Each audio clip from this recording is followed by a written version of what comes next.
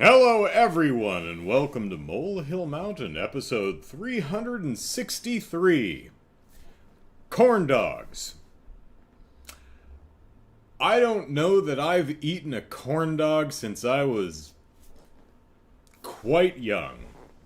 Definitely of the age where you could call me a kid. Not because that's how I behave, but because I was that young. I was reminded of the existence of corn dogs as I was browsing the internet and I saw a picture of a corn dog. And I thought to myself, corn dogs! I ain't had one of those in a while. And then I thought to myself, how was a corn dog invented? Like, what was the process that led up to corn dog? Was someone, enjoying a popsicle and staring at this popsicle and said, you know what? This is pretty damn good, but what if breaded meat on a stick? And lo, the corn dog was born. If corn dogs are like an American thing, it is a breaded hot dog on a stick. That's what a corn dog is. I have no idea how ubiquitous corn dogs are throughout the world. But I know I have a few folks who watch from across the pond. So if you're like, what in the ever-loving hell is a corn dog? There you go. But that's not why we're here tonight. No. I wanted to talk about the remaining Nemesis sequels. Last week I talked about Nemesis and its sequels. I saw the first three, and they decreased in quality as they went. The first one I was genuinely tickled with. I thought it was a lot of fun for a, low-budget, direct-to-video, early 90s action film, right? But as I described it last week, it's the kind of goofy movie where the hero cannot keep his shirt on. It just keeps falling off and disintegrated so that we can watch his musculature, which is always oiled. Like, you never see him oiling up, but he must be because that man is oily. And every bullet that's fired either explodes on contact or lights what it hits on fire. My favorite being a drain pipe. Our hero is shimmying down a drain pipe, and one of the bad guys shoots at him, misses, hits the drain pipe, and the drain pipe explodes. Was that pipe draining kerosene off the roof of that building? I don't know, but I'm not asking questions because it's pretty awesome. Whatever you shoot either blows up or catches fire. It's my kind of movie. So the sequel rolled around, and I was like, oh, there's more of these. Great. And the sequel is clearly a movie that was never meant to be a sequel. Snake's like, yeah, how's that work? I don't know. Then I don't care. Did it blow up and or catch on fire? If yes, then don't bother asking. It doesn't matter. So the second movie is we get a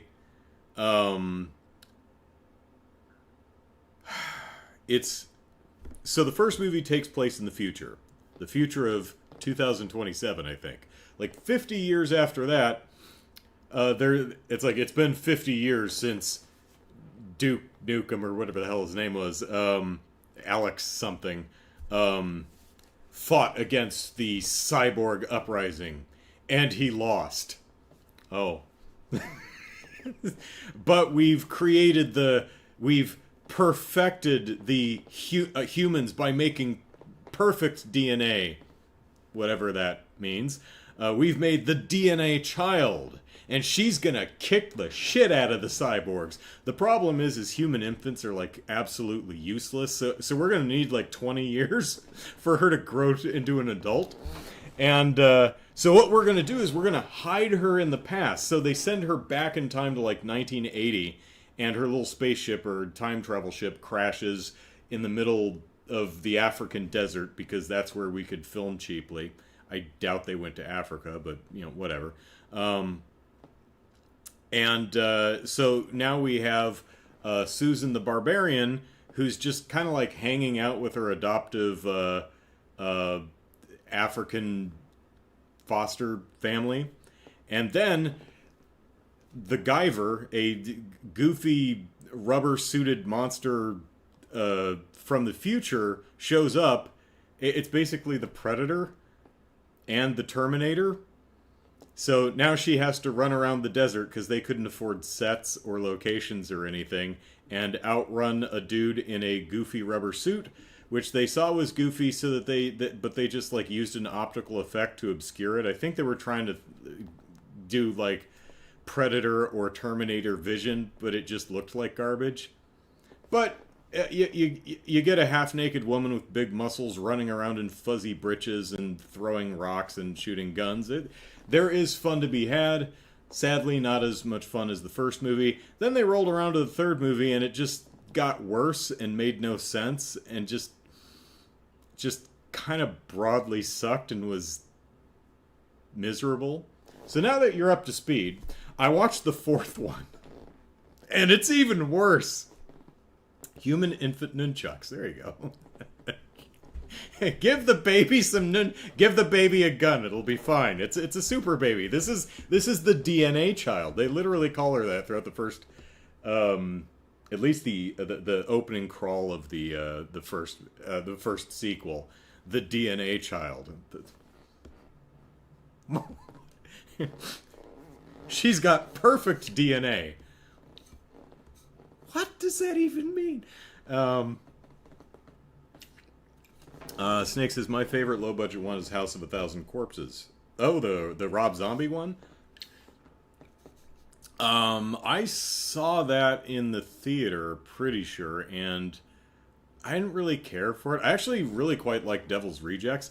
I think I just don't like crazy family films like House of a Thousand Corpses or Texas Chainsaw Massacre. I can respect them, but I just don't enjoy them. For some reason, they just don't work for me. Oh, use the babies as nunchucks. So, tie babies together and swing them around. I'd watch that. So we get to the fourth movie, and the downhill trend continues. Snake says Devil's Rejects was really good. I agree. I really quite enjoyed Devil's Rejects.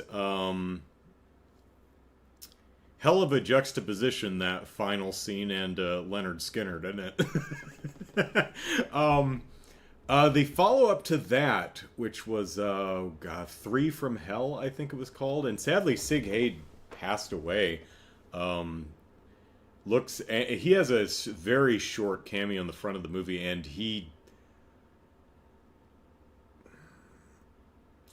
I hope it's not inappropriate to say, but he looked like he was on death's door. He looked really bad. There's fun to be had with that one, but I didn't think Three from Hell was that great. But yeah, Devil's Rejects really good. Anyway, but we're here to talk about Nemesis 4. So Nemesis 4 is even more restrictive. Like, it takes place on like one street. There's like one street with a building on the side and like an alley on the other. And it seems like that was the only location they could get, because there's like one other interior location and it's just kind of a black void. Like they just turned off all the lights, lined all the walls with plastic trash bags, and then just underlit Andrew Divoff in the center of the room so you couldn't see anything. He's just like existing in a black void. So obviously they had absolutely zero money here. And it's also clear that they probably had no script, or at least had a day to write the script, because the movie is 70 minutes long, but it's only 30 minutes of material. I counted, and I think it's like there's only 7 dialogue scenes in the movie, only like 7 scenes of characters talking to each other, And they draw that out to 70 minutes. And they do that by having the characters repeat the same points over and over and over. It's like, Susan, you have been targeted for assassination because you killed the wrong guy. And that's why you've been targeted for assassination. Because, you see, when you kill the wrong guy, which is something you did, you were supposed to kill a guy other than the one that you did kill. So, the guy that you killed, being that he was not the one that you were supposed to kill, ended up being the wrong guy. Which is why you are now targeted for... And it's like, oh my god, she killed the wrong guy. People are coming to get her. I get it. Ah! But if they just said that and moved on, the movie would be 30 minutes. Also, unlike the previous two films, where our lead actor is running around in, her fuzzy barbarian undies, this one, she's mostly just naked the entire time. And I really hope that the actor was, cool with that and wasn't cajoled and exploited and stuff. Hopefully she was just like, I'm gonna be naked. I hope so. For me, it was just kind of like, it just felt sleazy and gross. Hopefully it was everyone was on the same page and just having fun. There is one good line though. She's holding someone at gunpoint while curling some weight that she picked up off the floor, and he's looking at her, and she looks at him. She's like, "What? It helps me think." And she looks at herself. She's like, "I do a lot of thinking." I'm like, "Okay, I'll hand it to you. That was a good line. It's the only good line in the movie." And for some reason, even though that's a great line, she doesn't repeat it over and over. She doesn't re-hit that same point over and over. So yeah, it's a painfully bad, uncomfortable watch, and that's really, really sad because the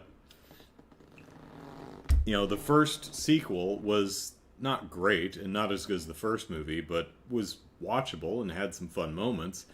But wow, boy, that series just continued a downward trend.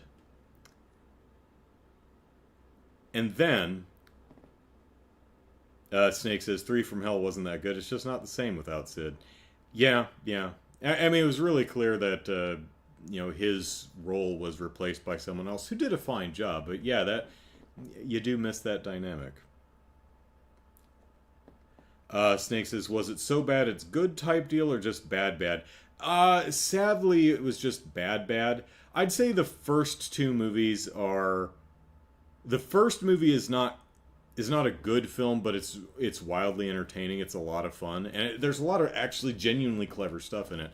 The first sequel is bad, but it's a good kind of bad. It's not good. It's genuinely bad, but there's a lot of fun to be had. The second sequel, part 3, is just bad and not fun. The fourth one is bad and actually kind of uncomfortable. And also really tedious, even being very short. Because it's just... if you were sitting around with buddies, you could probably poke fun at the absurdly repetitive dialogue that they're just spinning. They're like, you can feel like the director behind the camera just keep going. This scene's got to be at least 7 minutes, or we're not going to meet feature length. Lindy, hello, and Chicago, hello. And then I found out there was a Nemesis 5. Well, it couldn't get any worse than Nemesis 4, could it? A movie that's only 30 minutes long, so they just kind of spun their wheels in each dialogue scene to pad that sucker out to feature length. Nemesis 5, I didn't even watch the whole thing. I turned it off after about 15 some minutes. It's almost unwatchable. It is, the first 4 Nemesis films were from 1992 to 1996, somewhere around there.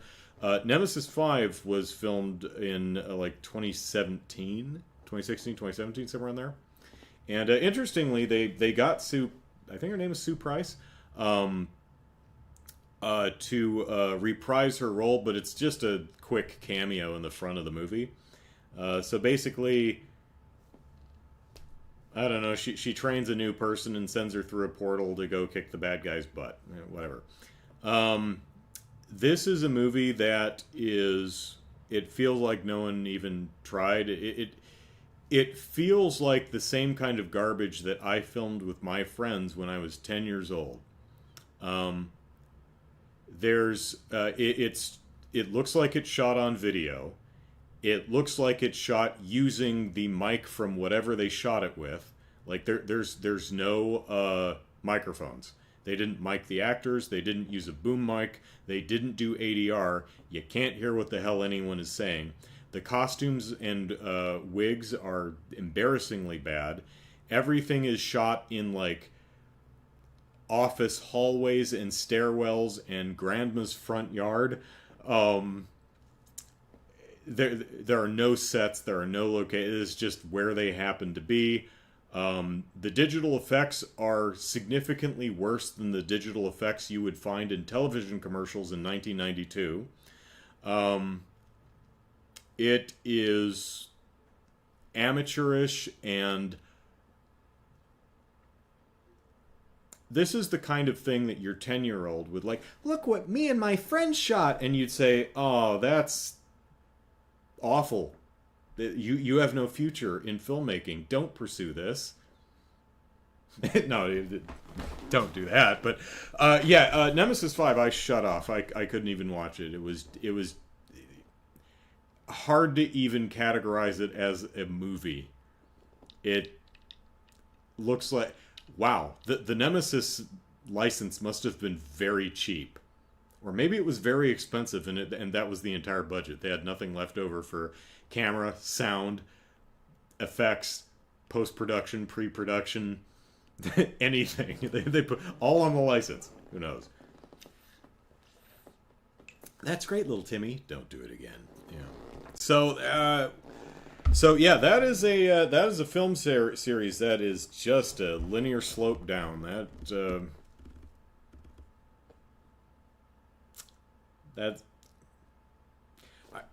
Sometimes I'll browse and I'll see a movie and I'll be like, oh, okay, I'll watch this, and I'll say, oh, that's neat. Oh, there's sequels. Let's watch the sequels. And sometimes it's you find you're pleasantly surprised by a fun little gem of films. That happened with the Rec movies, short for record, the little brackets REC that you used to see in video cameras back in the day.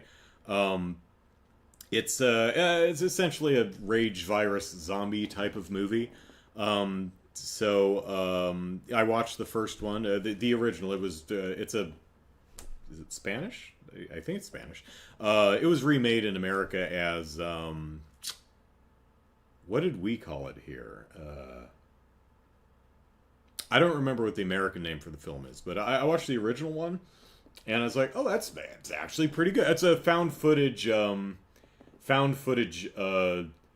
rage virus zombie movie, right? And I watched the first one, I was like, oh, it's really good. Oh, there's more of them. And I watched the sequel, it's pretty good. And then I watched the third one, I'm like, this is radically different.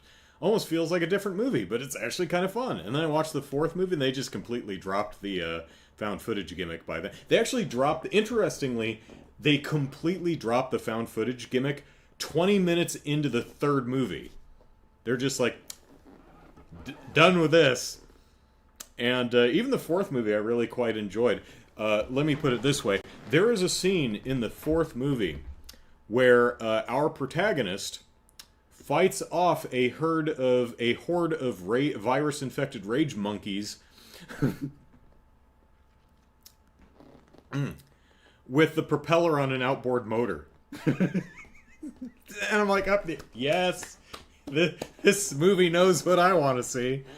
So I was hoping something similar would happen with the Nemesis films. First film was pretty fun. I'm like, oh, there's a bunch more. Oh, it's not as good. Let's watch the third one. Oh, it's just flat bad. Fourth one. Oh, That makes me feel bad. Fifth one, okay, that's just unwatchable. So, yeah, doesn't always work out, but, sometimes you uncover some gems. Snake says, honestly, finding movies by accident is great. I recently found a movie called The House That Jack Built. That sounds familiar. I don't think I've seen it, but I think I've heard the title. Don't know what it's about. Snake goes on to say, it's about a serial killer who recounts 6 murders to Roman poet Virgil in an attempt to bargain his way into heaven. Huh. For some reason, I had the Seventh Seal pop into the Ingmar Bergman film, which it's a cool concept. It's just kind of a boring film. Basically, a guy is off fighting in the Crusades, and he finally gets home, and Death's like waiting for him. He's like, "Hey, buddy." He's like, "Oh, come on, man! I just fought through all the Crusades, man. Doing good things only in the Crusades." And I'm home now, and I just want to go into my house and sit in my chair and eat some toffees. And Death said, "No, man, it's your time." He's like, "Well, that's not fair." He's like, "Tell you what, let's play a game." And they play chess, and he loses because Death always wins. It's Final Destination before Final... I'm making this movie sound better than it's actually well shot. It's for as old as it is now, it's 70, 80 years old. It's quite an attractive looking film. But it's just kind of a slog to sit through. It's kind of boring. Anyway, why was I talking about Seventh Seal? What were you talking about? Oh, yeah, okay. Snake says, also, I think American Wreck was called Quarantine. That's right. That was the name, yes. I have not seen the American versions, though, so... I've only seen the Japanese version of The Ring. Oh, no, that's not true. I did see the American remake, which I thought was terrible. My sister and I went to the theater to see it. There's this scene in the movie where, what's her name? Is it Nicole Kidman? I think she's the one in it. Or no, it's not Nicole Kidman in that one. It's Fudge Sickles. Who the hell's in the American remake of The Ring? The Ring. And I spelled ring wrong. That's embarrassing. Not the Lord of the... Naomi Watts. That's who I'm thinking of. Nicole Kidman, Naomi Watts, both human beings with noses. It's easy to get them confused. There's a scene where she's like on a boat and she wants to pet a horse, and this horse is like, "Don't touch me." And she's like, "No, I'm a pet you." And the horse is like, "Do not touch me. Get your hand out of my face, lady." She's like, No, it's cool. I'm gonna just stroke your face." And the horse is like, "Piss off, lady," and freaks out and runs and jumps off the boat. My sister and I were, and this is supposed to be like a horrifying scene, and my sister and I were dying laughing in the theater, but also able to read the room and trying to stifle our hysterics. Because everyone else in the theater was like, "Oh my gosh, this is so spooky," and my sister and I are trying not to just guffaw at this horse off the boat, tumbles into the water. It's like, get your hand out of that horse's face, Naomi. What are you doing? The horse said no. Nay means no. Miss Watts. Chicago, Naomi Watts. Thank you. Yeah. I saw the original Ring quite some time ago. I believe I rented the DVD from Netflix back when there was a DVD mailing service. So I'd heard of The Ring, and I watched... This is not in my script. Why am I talking about this? Anyway, so I was watching The Ring, and it got to the scene where Susan, whatever her name is, watches the video. And if you're not familiar with The Ring, it's a movie that's like 25 years old now, back when people had actual physical phones that they plugged into walls. not like the electrical outlet, but an actual telephone jack. Um, and when a call came in, it rang a physical bell mechanism on the phone that would go ringy, ringy, ringy to tell you that there was something there, and you pick it up and you answer it, right? So the premise of the movie is there's a haunted VHS tape, which is like a DVD, but it's on a magnetic strip wound around wheels that you have to pass. Anyway, you know what VHS tapes are. So you watch the haunted VHS tape, and after the tape finishes, the phone rings, you answer the phone, and you hear a voice say, 7 days. And then you die in 7 days. So I'm watching the movie, where at that point, the lady in the movie is watching the haunted video, and right when the video stops, my phone rings. It was my aunt. She didn't tell me I had 7 days to live, but so I thought the ring was okay. The Japanese, I think the American one's not very good, but I thought the Japanese one was okay. But obviously, that should have been like, oh my god, but I didn't find it very affecting. Where I was going with this, however, is I've never seen any of the sequels, and I've also never seen another fairly popular franchise that was popular around another horror franchise that was popular around the same time, The Grudge. Never saw that. But I did see a let me see if I can get the name right, because again, I haven't seen The Grudge, so.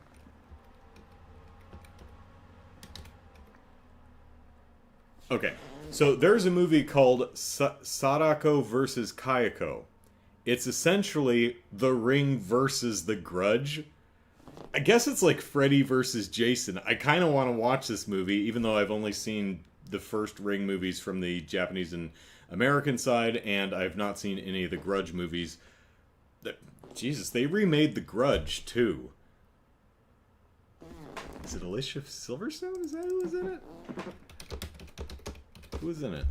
Oh, Sarah Michelle Gellar. Yep, I can't tell people apart. All you womans look the same to me, apparently. I can't remember who the hell is... yeah, my aunt did have perfect timing. When do we ever stick to the script? Yeah, that's true.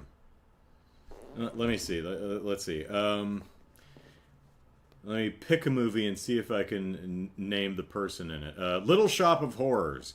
Ellen Green. I got that right away. Ghostbusters. Not a lot of women in that one. Who plays Janine? I think it's Annie Potts, right? Yeah.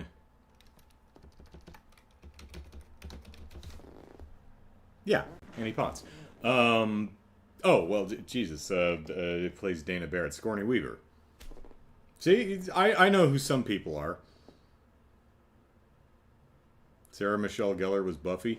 Let's talk about Buffy. Buffy ran for many seasons, and I know a lot of people are big fans of Buffy. I've seen probably 3 episodes of Buffy. They were all terrible. And yet, I know people are huge fans of that show. I'm like, how are you a fan of this show? Everything I've seen is genuinely, dare I say, objectively terrible. But considering there's probably 150 episodes of that show, it's completely possible that I just happened upon 3 duds. I mean, even shows that I'm a huge fan of, I'll admit right out, it's like, oh yeah, there's 112 episodes and several of them suck. Like, there's an episode of, I don't know why it popped into my head, but if you look right there, that's Kuragane? What the hell's the name of the show? Orange Road, something.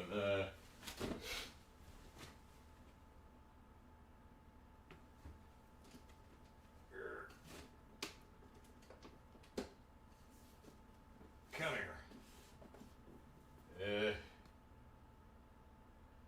Kimagure. Okay, Kimagure and Orange Road. Been so long. Pretty great series, but man, is there's at least one episode in that series that's just terrible. Like, makes me angry as a fan levels of terrible. Sigourney Weaver is also in Ghostbusters. Yeah, why am I remembering Janine over Dana Barrett? One of the main characters of the show. Yeah.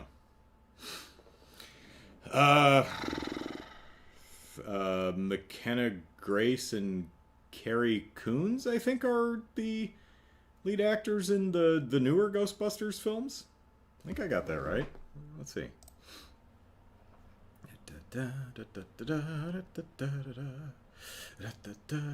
Oh, it's Carrie Coon. There's no S on the end. It's just Carrie Coon. And McKenna Grace. Yeah. There we go. So I've mildly redeemed myself in mine own eyes. Okay, so back to my show script of things I actually wanted to talk about. Last week, I also talked about how there's a film called Argylle, which is the new not Vince Vaughn, Matthew Vaughn. Oh my God, I'm getting old and I'm bad with names. I should just stay on IMDb and subtly IMDb Matthew Vaughn. Yeah, so it's his latest film. It's a spy caper comedy thing. It's about a spy fiction writer who wrote a spy fiction that might not be fiction, and now real spies are after her. So how does she know? Is she actually a spy? Who cares, because she's got a cat and cats are cool. So Argylle, this is a movie that came out a little while ago. I saw the marketing, and even though there's a cat in it, I was like, marketing did nothing for me. And if there's a cat in it and your marketing still isn't selling me on your film, whoo doggy, you are doing something wrong. You're bad at marketing, and you should stop, sit down, reflect on your entire life and what has led you to this point. But I saw some people on the social medias, they said this scene from Argylle is the worst scene in any movie ever. This is why cinema sucks. This single scene in this movie makes all of cinema a pox on humanity. Kill it with fire. I'm like, okay, I need to watch this. And I watched the scene, I'm like, huh. Now, if this scene were in the trailer, I would have gone to the theater to see the movie. Because that's amazing. I love this. It's a scene where a woman is in a room with a bunch of bad guys, right? So she's hiding behind a box, and there's a bunch of bad guys over there who want to punch her in the face. And the entire floor is covered in oil. So she takes knives and she sticks them in her boots to use as ice skates. And she sticks a third knife in the top of a gun, because you can't go shooting around a place that's covered in oil. Very flammable, you see. Except they totally do that later. And then she ice skates around the room, smacking the shit out of the bad guys. I love that. That won me over. I'm like, I need to see this movie now. So it just so happened that it was playing at the drive-in, a double feature with Kung Fu Panda 4. So I went to the theater to see it. And I know what you're thinking. How is Kung Fu Panda 4? It's pretty alright. Probably the weakest of the four films. The third one seemed to be a pretty good endpoint, and the point of 4 is like, Poe, you can't keep doing this. Move on, buddy. I'm like, wow, how meta. But the story and theme isn't quite as strong as it has been in the earlier films. The villain is cool. I mean, voiced by Viola Davis, and I better check on that because I'm screwing up actors now. And I can't spell. Kung Fu Panda 4. Yeah, Viola Davis. She's very, very cool. but the villain doesn't do much. And the ending is kind of abrupt and unsatisfying. But aesthetically, it's a very pretty movie. And the jokes, for me anyway, landed. And I laughed aloud many a time. So the action is inventive and fun and well conceived and presented. So overall, I quite enjoyed it. And Argylle may be one of my favorite movies in recent memory. I really, really enjoyed that film. And to think, I might have watched it, you know, if it hit Netflix or something, I might have watched it on a whim at some point. It does have a cat in it. But to think that the marketing so left me so cold, the marketing for a movie that I genuinely, really, really enjoyed, left me so cold is like, makes you wonder how many other films I passed on because the trailer didn't sell me and I would have loved. Yeah. You know, who knows? But I also find it kind of funny that the marketing left me cold, but people bitching about it on the internet really sold me on it. I really enjoyed the movie. I found it to be a lot of fun, and I laughed even harder during that film than I did during Kung Fu Panda 4. I mean, I had tears streaming down my cheeks. I was laughing so goddamn hard at parts of this movie.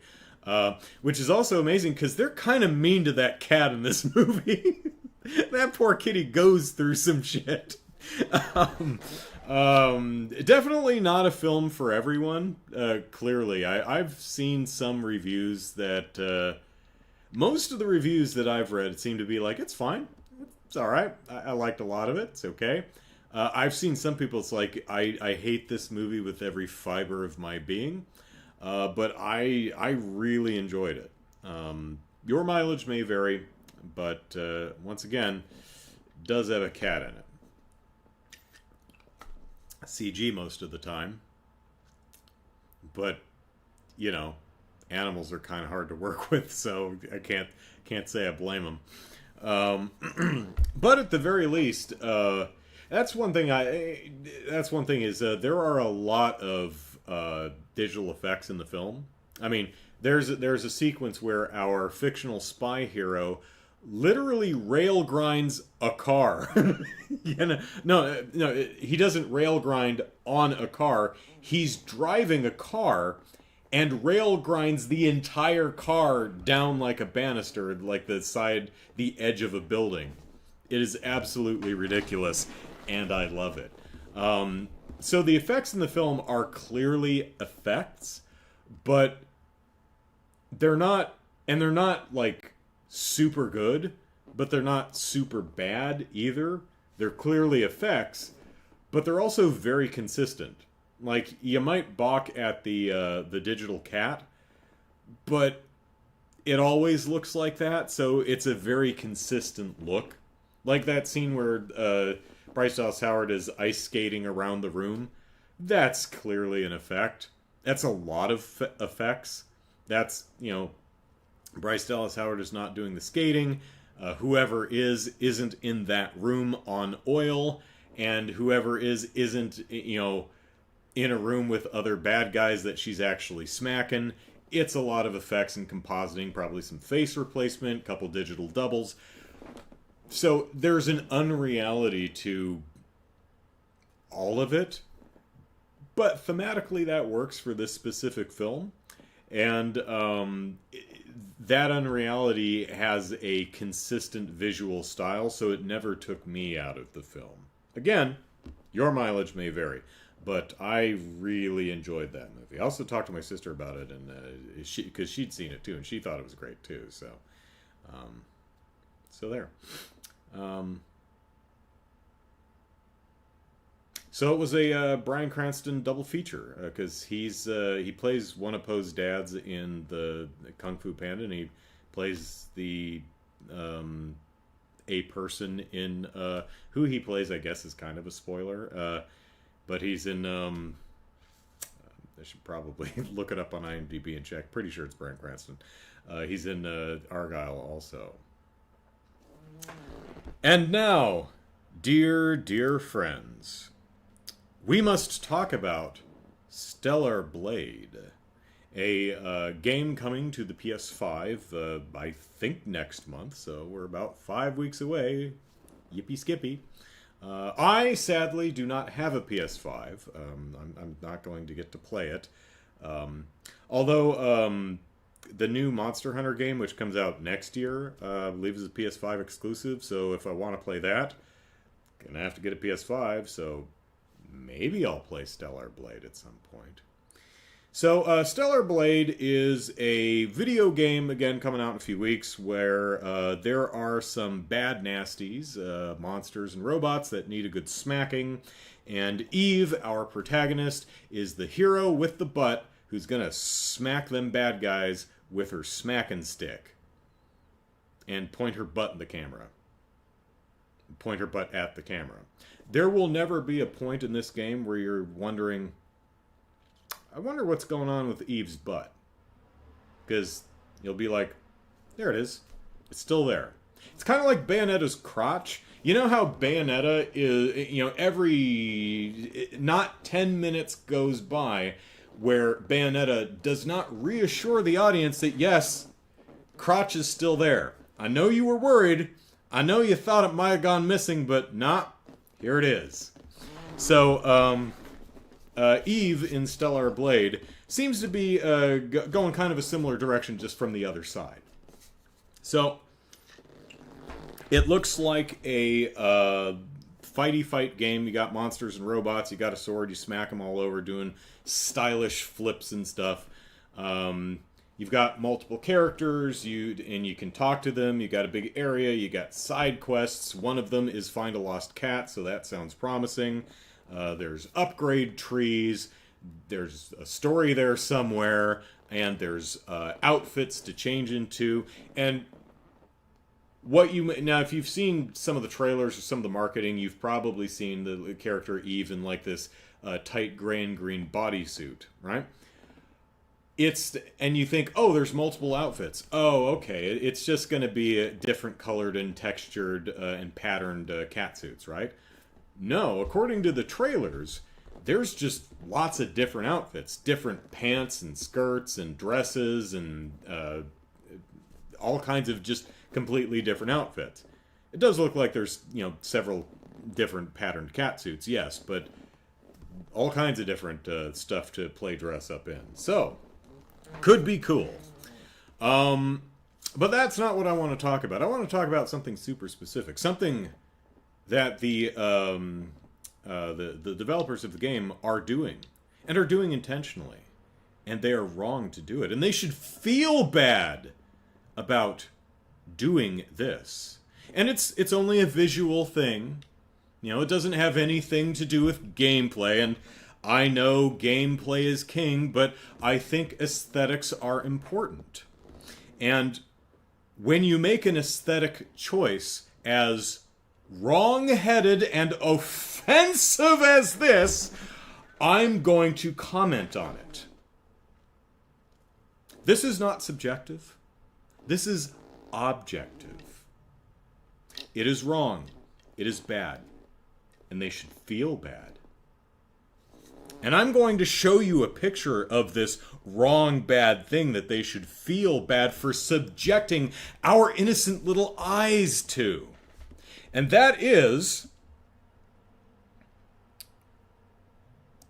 the logo. Pretend you don't know what the name of this game is. What does that say?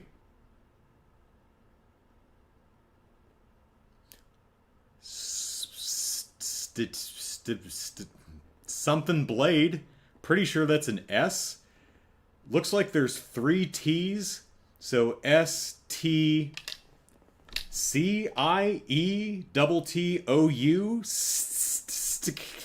Blade? Stiletto Blade? What the hell does that say? If I hadn't read the plain text press release, I would not know that this game's name was Stellar Blade. That's some bad design. They should really rethink the style and font of that first word, because that is almost impossible to read.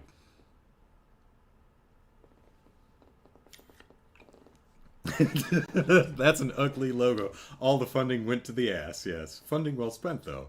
Sonya Blade? Yeah, I've... Alright.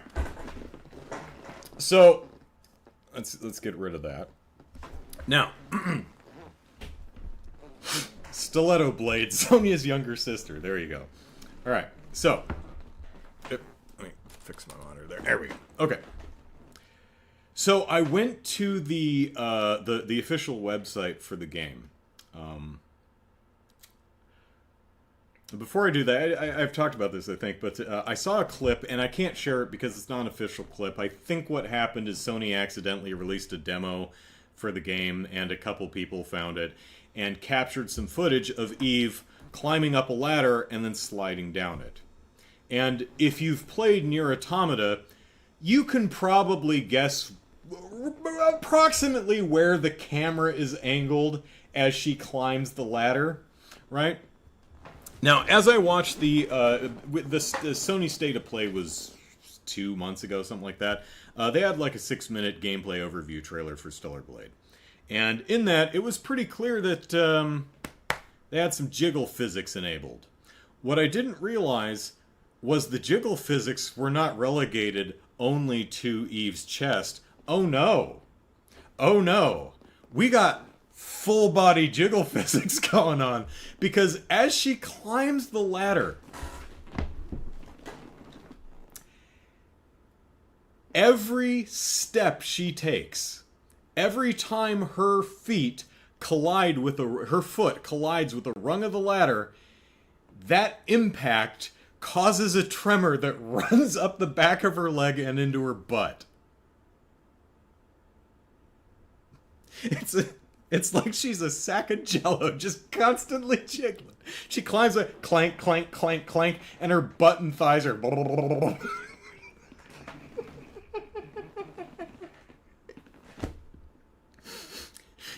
Even 2B is watching this clip, is like, damn, girl, dial that back a bit.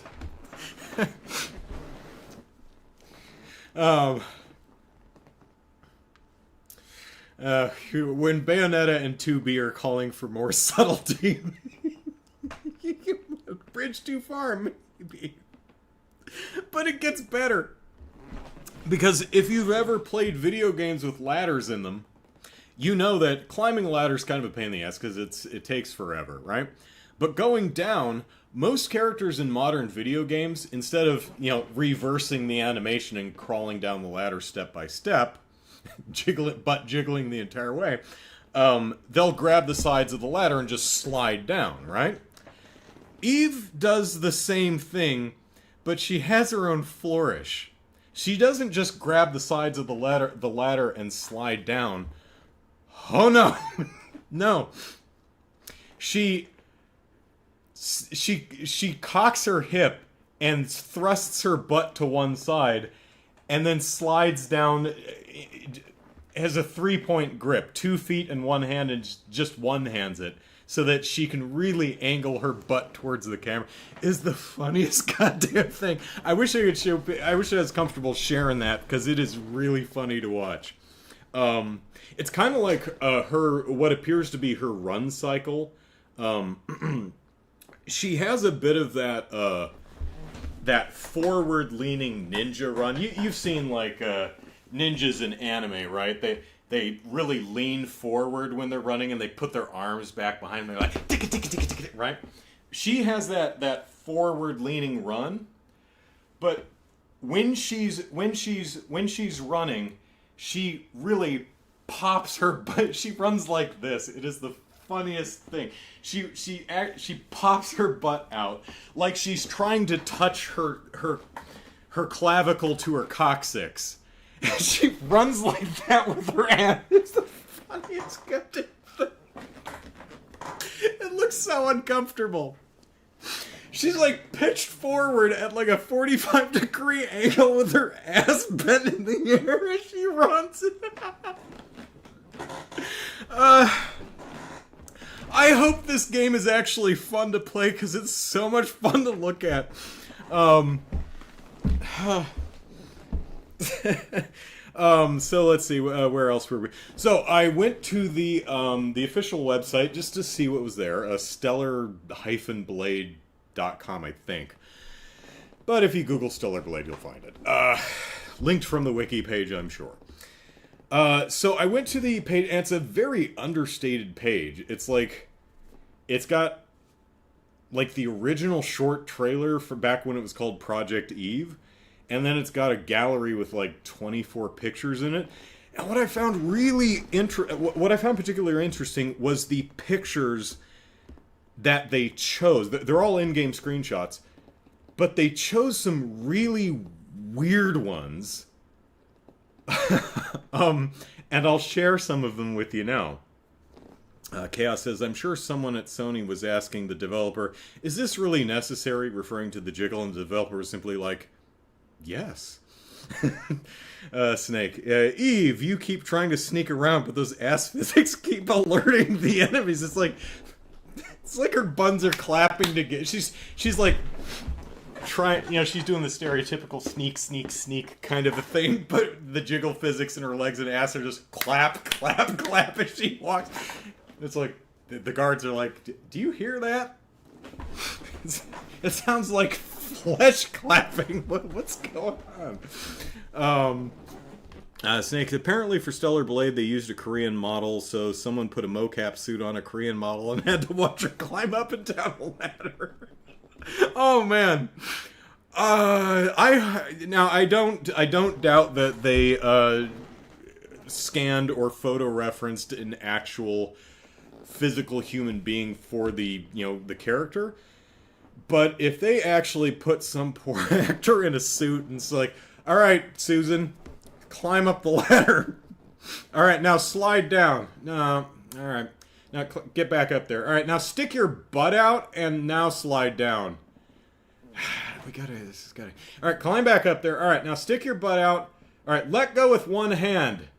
Now angle to the, cock your hip and angle to one side.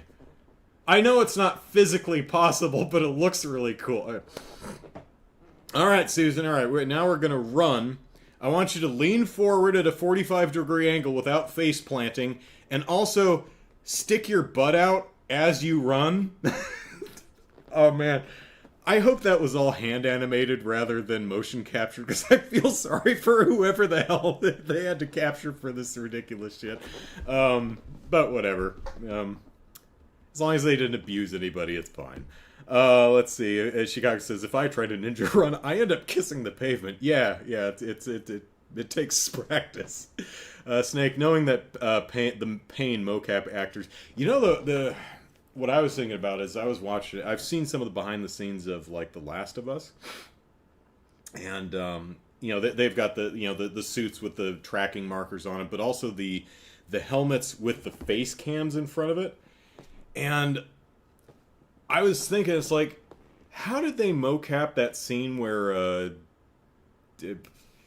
Ellie and Dinah, what her name, were smooching? I'm like, did they have to pantomime kissing from like 2 feet apart because the cameras were they couldn't actually kiss because they've got fake cameras in their faces, so that they have to sit there just kind of making kissy faces at a camera? Oh man. I do not. There's probably a reason that scene was not in any of the BTS footage.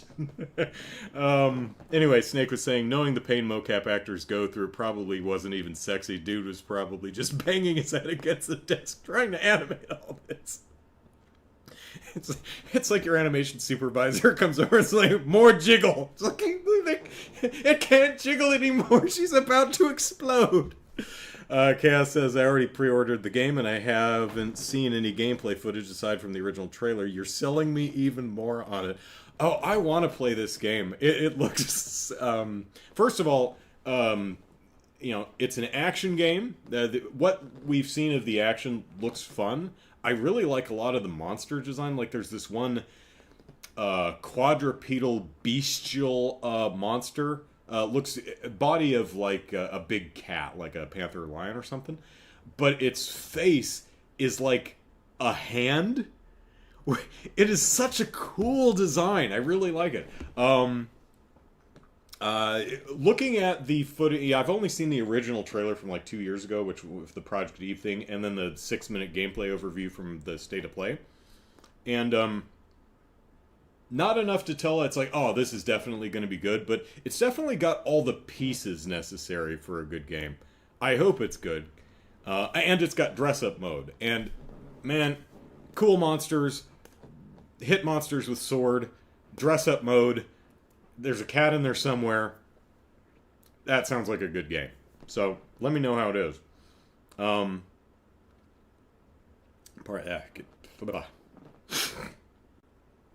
Something I ate for lunch just revisited my mouth, and I had to find it and send it back from whence it came. Really disgusting, I'm sorry. Let's see. Yeah, I'm not trying to aim anyone away from this game. I'm talking about the game because I think it's fun to talk about. So anyway, I went to the website to look at the gallery just to see what they were presenting, and this is the first image. This is the first image. This is Eve. This is our Jello girl.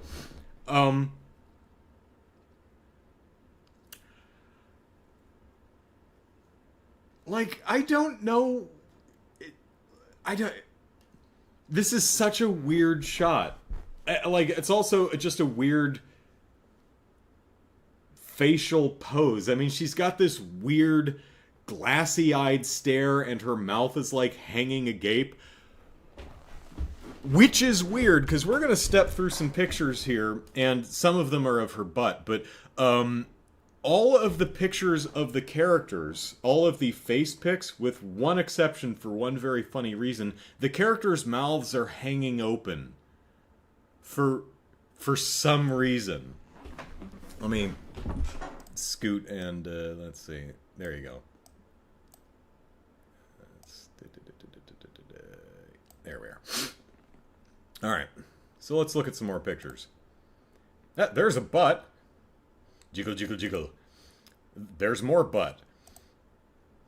There is her crouching. There is her floating or something. Here's some guy. Neat design, guy plugged into the Matrix or whatever, but if it's hard to tell because of the mustache and beard, but if you look closely, his mouth is hanging open too. And here he is again, sitting with his mouth hanging agape. Here's some other girl. Glassy-eyed stare and mouth ajar. Why is she... this shot, I think, actually comes from that overview trailer. She's actually talking to Eve. It's like, hey, I'm your person in the chair. Brush my hair out of my face. I can make you all the cool stuff that upgrades your equipment and progresses you along the skill tree. I think she's talking to her about that. So this is just a shot from the trailer, but it's like, you had the ability to use any shot from the trailer. You didn't have to use the one where her mouth is hanging open. Like, if you're a video producer, like if you do the stuff that I do, you record yourself and then you throw it in an editor and you manipulate it so that it's good for YouTube. What you'll find when you're looking for like a title card, right? You'll always find, you're looking for the one where, I'm sorry, the cool pose to put on the title card, right?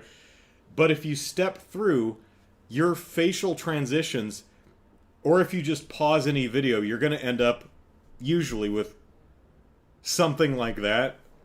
Like a weird face that you're making during a transition. This is just her talking, so they stopped her right in the middle of speech with her mouth hanging open.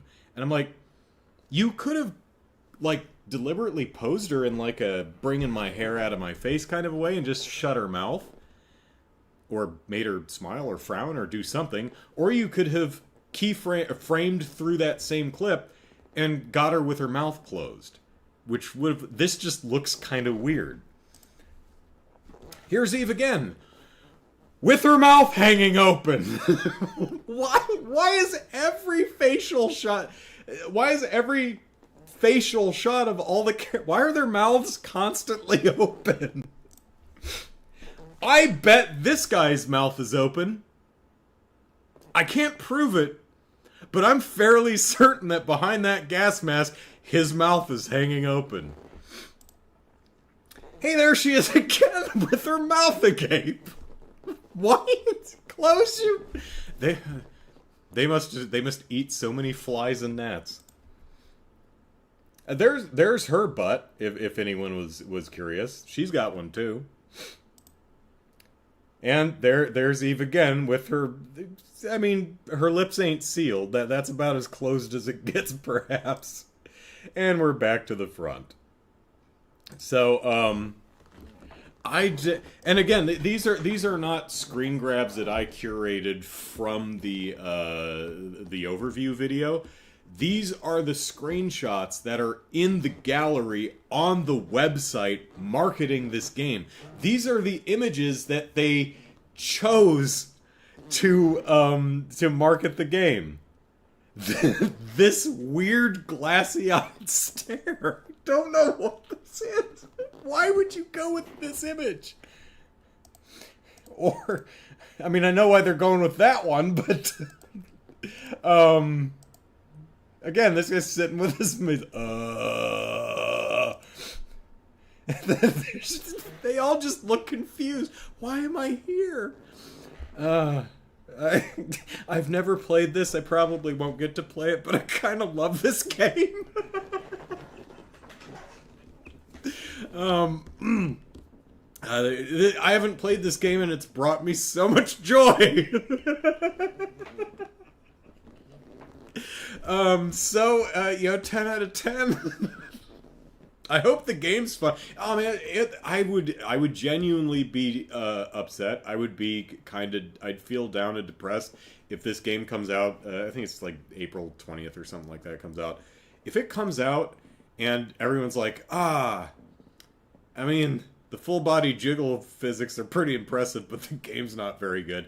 I'd be super bummed. I hope this game is great. We'll see in like 5 weeks. Let's see. Director, the physics. They've melted 4 work computers, sir. Please. They can't take any more jiggle. Unreal Engine wasn't built for this. Or I have no idea what engine they're using for this, but generally yes, is chaos. Pantomime kissing is how it is done. They talk about that in some behind-the-scenes stuff for one of the Uncharted games. Oh, okay. That's still really awkward. And I both kind of want to see the behind-the-scenes footage of these poor actors with these headsets making out with each other from 3 feet away. That's got to be real awkward, making kissy faces with a camera right in your face. Snake says, the fact that the hair physics are so well made means some poor Korean animator was tasked with animating all that. The poor man. Yeah. Chicago says, they have this weird idea of what's sexy. Look at the gaping mouth drool. I mean, you know what? That's probably what it is. It's like this is supposed to be sexy, but to me, and Korean studio, so it may be a cultural thing, but to my American eyes, a person standing there with their mouth hanging open and just kind of a glassy-eyed stare, I'm like, kind of want to just like slap them on the chin. It's like, are you there? Are you okay? Do you it's like their brain just melted. But whatever. Game looks like it could be a lot of fun. Even though it does genuinely have a very very very bad logo that they should feel bad about.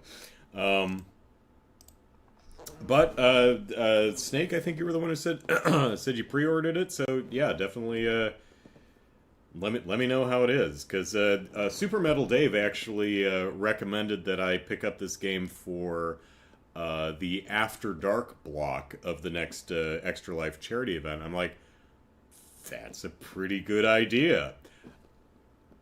I don't have a PS5, but if I, but again, maybe, Capcom should be revealing Monster Hunter Wilds, I think it's called, this summer. So if I look at them like, yep, they're definitely going to have that. Well, going to have to get a PS5, and maybe I'll get one by the Extra Life charity event. And if this is a fun game, maybe we'll have a butt shaking good, butt jiggling good time for the After Dark block. We'll have to see. That's it sounds like a pretty good suggestion, though. So, all right, that is the podcast for tonight. Tomorrow's Sunday stream is very special for a show and tell reason.